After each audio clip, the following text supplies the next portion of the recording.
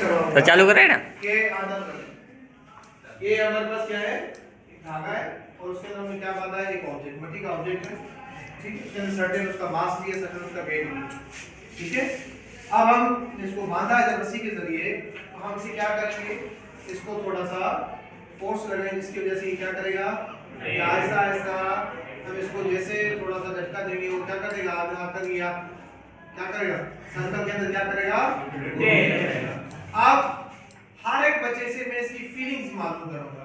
जब ये रोटेट करता है तो कब कब आपके ऊपर ज्यादा फोर्स लगता है और किस वक्त आपके ऊपर कम से कम फोर्स लगता है। आपके जो हाथ है उसके ऊपर, जो हाथ है उसके ऊपर कब फोर्स ज्यादा लगे और कब कम लगे। आप बेटा पहले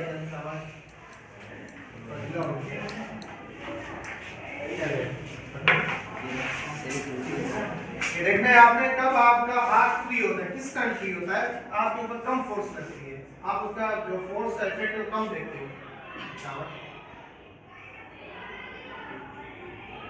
आपको एक राउंड पकड़ देना है, देखिए किस वक्त आपको फोर्स कम लगी, आप महसूस करें किस वक्त फोर्स कम लगी। हो गया, ठीक है। अब किसी और को दें, कौन बचाएगा, चले आइए,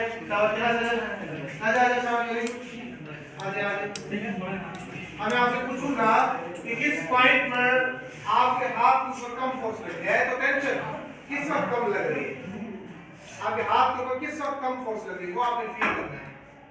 किसी वक्त कम लग रही है या नहीं, ठीक है। और किसी को दें, और किसी को दें, आजा शाबाश। ये छोटा सा एक ऑब्जेक्ट, इससे ज्यादा फील नहीं होगा पर कम से कम फील होता है। शाबाश, हाथ से नहीं लगेगा, शाबाश शाबाश,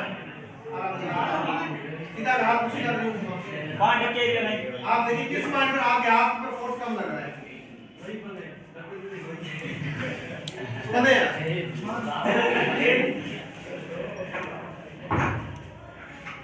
हो गया। अब मुझे बताइए क्या इसमें आपने फील किया कि किसी वक्त आपको कम फोर्स लग रहा हो, किस वक्त लग जाएगा आप कम फील कर,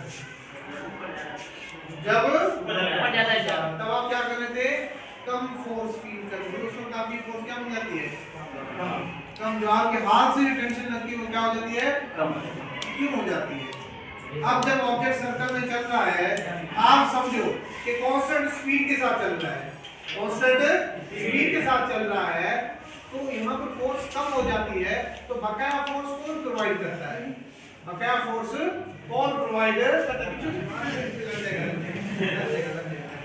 ठीक है, कौन प्रोवाइड करता है, वो इसके अंदर कि जब हम यहाँ पर रखते हैं, ऑब्जेक्ट यहाँ पर आता है, तो यहाँ पर दो चीजें हैं, इसके ऊपर फोर्स कितनी लगती है, हम देखेंगे कि सर इसके ऊपर एक फोर्स क्या लग रही है, दूसरा फोर्स कौन सी है, इसका वेट है जो इसको नीचे खींच रहा है।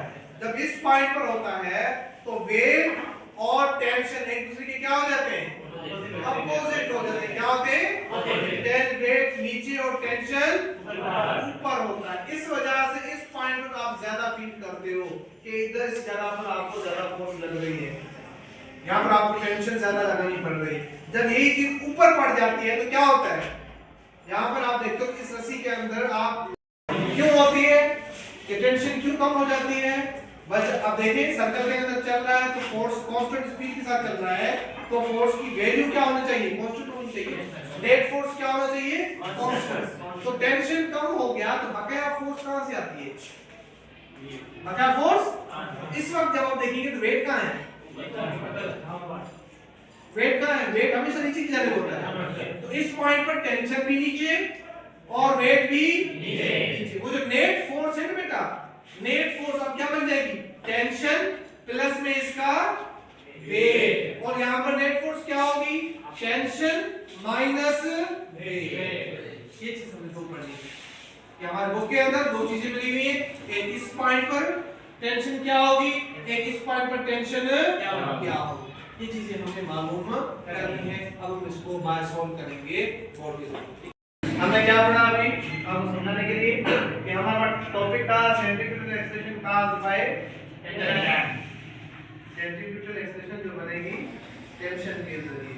किस तरह से कि आप एक रस्सी उठाएं और रस्सी के अंदर क्या बांधें, कोई ऑब्जेक्ट, और उसको क्या कराएं, जब सर्कल के अंदर आप रोटेट करवाते हैं वो भी यूनिफॉर्मली यूसीएम के जरिए, यूनिफॉर्म सर्कुलर मोशन के जरिए, तो आप क्या देखेंगे कि उस वक्त आप ये फील करेंगे कि किसी पॉइंट पर टेंशन की वैल्यू क्या हो जाएगी, चेंज है। अपर पॉइंट पर कुछ और होगी, लोअर पॉइंट पर कुछ और होगी। उसी की हमने इक्वेशन क्या करनी है, फाइंड करनी है।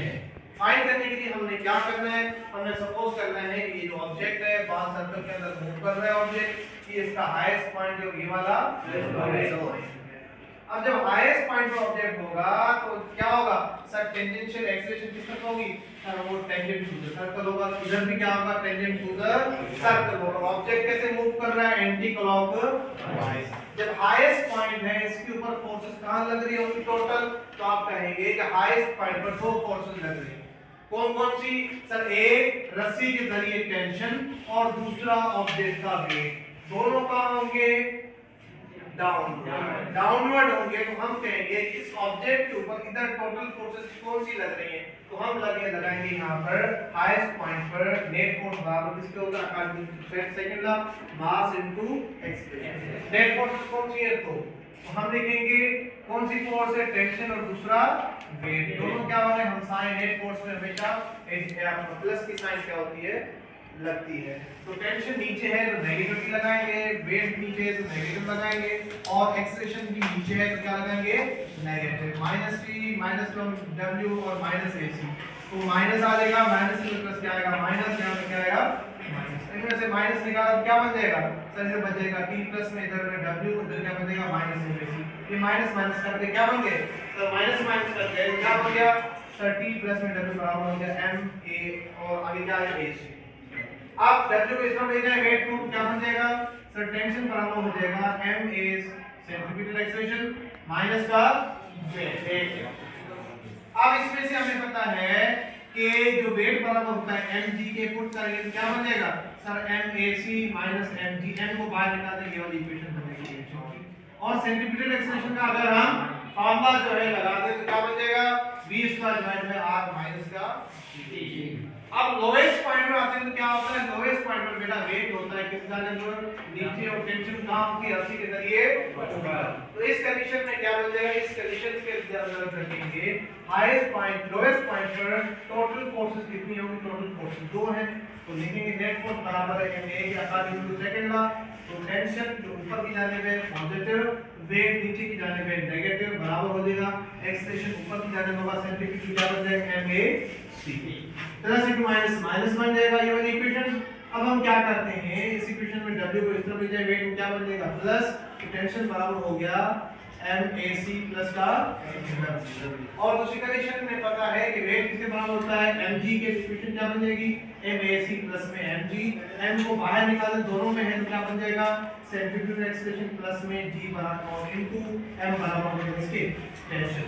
और अगर सेंट्रीफ्यूगल एक्सेलरेशन का फार्मूला क्या बन जाएगा, v स्क्वायर डिवाइड बाय ये वाली इक्वेशन फाइनल बन जाएगी। तो हम कहेंगे इस इक्वेशन से दे रहे हैं कि इधर टेंशन की वैल्यू 8 हो रही है, तो कोई फोर्सेस बनकर टेंशन को बढ़ा रहे हैं, और यहां पर टेंशन को क्या कर रहे हैं, कम कर रहे हैं। These are the equations during the motion of a object in a circular path। जब वो कनेक्ट हो किसके साथ, किसी स्प्रिंग के साथ, किसी धागे के साथ, वो सर्कल के अंदर कांस्टेंट स्पीड के साथ चलता है, तो डिफरेंट पॉइंट्स पर क्या होगा, टेंशन की वैल्यू क्या होगी, डिफरेंट होगी। हाईएस्ट पॉइंट पर अलग होगी, लोएस्ट पॉइंट पर अलग होगी, और हर एक पॉइंट पर इस तरफ जा रहा है, इस तरफ जा रहा है, हर एक पॉइंट पर क्या होगी बेटा, मुख्तलिफ होगी। हमने वो नहीं मालूम करना, हमारे पास ये इक्वेशंस थी तो हमने फाइंड कर लिया। ठीक है बेटा, एनी क्वेश्चंस?